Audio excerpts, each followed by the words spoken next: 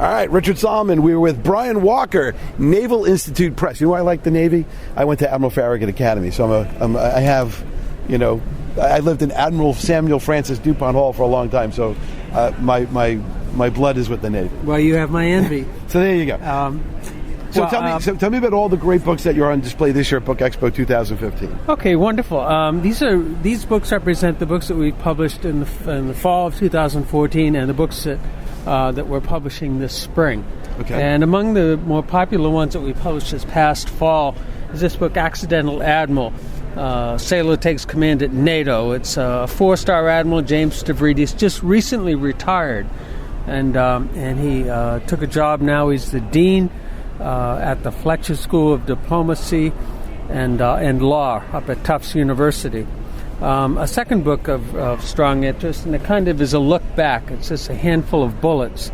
The subtitle is How the Murder of Archduke Franz Ferdinand, that's the start of World War I, as I said, still menaces the peace. Still menaces the peace, yes, wow. Yeah. So read and find out more. Let me do this while we're here. I'm going to just read the back cover real fast because this sounds fascinating. Let's see. Examines the key moments of the last 100 years and convincingly argues that the biggest problem today is broken government, a condition present in other tumultuous times.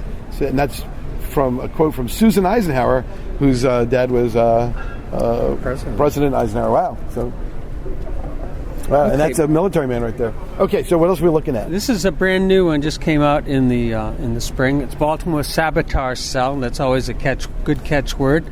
It deals with the German agents that tried to come over to the U.S. In World War I.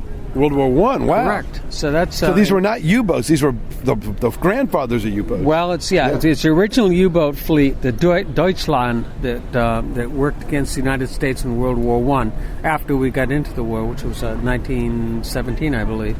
Right.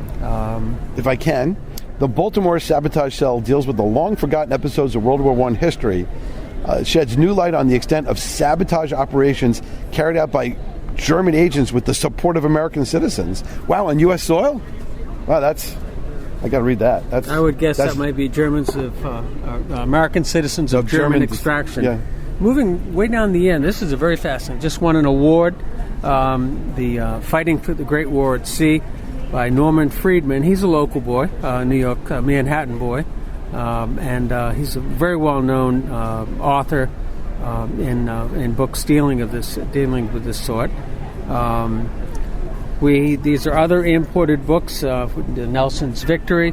This is a fascinating one we just got in. It's Guarding Hitler: The Secret World of the Führer, and it has some wonderful photographs on it and great text of the security that they had to put around Hitler. To forestall all the assassination attempts that were made on him. I know there's the one famous one, right. But were there more that were lesser known? Oh, there were ones that really didn't come together. They were in the planning because there was a great number of people in Germany that didn't care for Hitler or the Nazis, among the military and among just the general population. But it was the brown shirts that he had on his side that by force, kept the population in control. And I think, lastly, this is a book that we just published in the late spring. Oh, Admiral Rickover. And that's a great buzzword, Admiral Rickover. The book's title is Against the Tide, Rickover's Leadership Principles and the Rise of the Nuclear Navy. Now, the author is a retired Rear Admiral, Dave Oliver, who worked under Rickover. Yeah. And there's some fascinating remarks in the back by Tom Ricks, very well-known newspaper person at the New York Times and the Wall Street Journal. And I've read it myself, and it's a fascinating read. A lot of recollections, a lot of anecdotes from Oliver's past in the Navy as an active duty sailor, but tying in with the leadership principles that he learned from Rickover. The stories of Admiral Rickover are legendary in in naval circles, because my roommate in military school did go to Annapolis, and I heard all kinds of stories about people trying to get into the nuclear Navy and having to go through the interview with Admiral Rickover and all of the things that he did to test your stress levels, your flexibility, keep them off their, keep them off base, to freak them out, to really throw curveballs at them. And now that I'm much older and I kind of look at the stories now, I actually do understand why he did what he did, because these are people with great responsibility, and he didn't want these people to be format people, which is, all right, on 8 o'clock you do this, at 9 o'clock you do that. He's like, he wanted to prepare you for the bogey. Well, exactly. And Rickover, as it's pointed out in the text, as author Dave Oliver, we've heard of the nuclear accidents with submarines over in the Soviet Union, a number of them, but there has never been one of U.S. submarines, because of the safety features that he impressed upon, Rickover did, upon the nuclear Navy. And he was the father of it, the rise of the nuclear Navy. So, of the books that you've read, what are your must reads for this summer? Well, what do you love? I would highly recommend this, Against the Tide. Right. I finished That's something I would like. Yes. Really a fascinating book. The Baltimore Sabotage Cells, because naturally the Naval Institute's home ported in Annapolis, Maryland, so that's a personal interest to me. And this one here that I mentioned earlier, Accidental Admiral Jim Stavridis. I first met him when he was a commander, USN, and then he retired some 20 years later. Shows how old I am, as a 4-star admiral. The top rank that you can get in the Navy. Wow. And he's one of the people you really feel safe with, knowing that your the safety and security of your nation is in his hands, among many other brave sailors. So talk about Naval Institute Press for 1 second. What do they do, and how do they do it? Okay, the Naval Institute Press is many people think that we're affiliated with the government, with the Navy, and that's not the case at all. We're a non-profit professional membership association, and it was begun in 1873 by faculty members at the Naval Academy. Okay. They were concerned about at the end of World War. At the end of the Civil War, they felt that, as normally happens at the end of a war, there's a big drawdown, and they say, okay, everybody go home, it's served. We're good. Yeah, exactly. We're cool. Yeah. Yep. And they were concerned about the study of naval science continuing. And so they had a symposium they held in Annapolis at the Naval Academy, and they collected the papers after that symposium, and they published a magazine of that, and it was called Proceedings.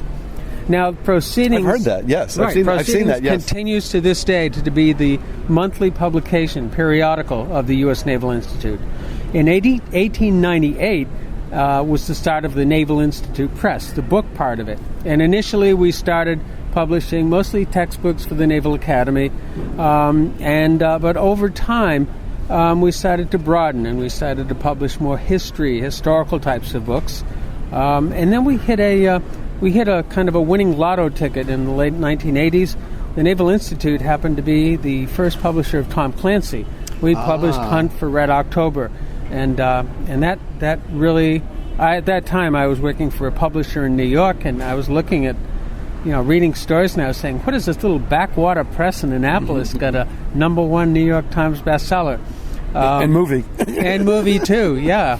Now, Tom Clancy went on after that best-selling one to publish his books with the more traditional, larger trade publishers.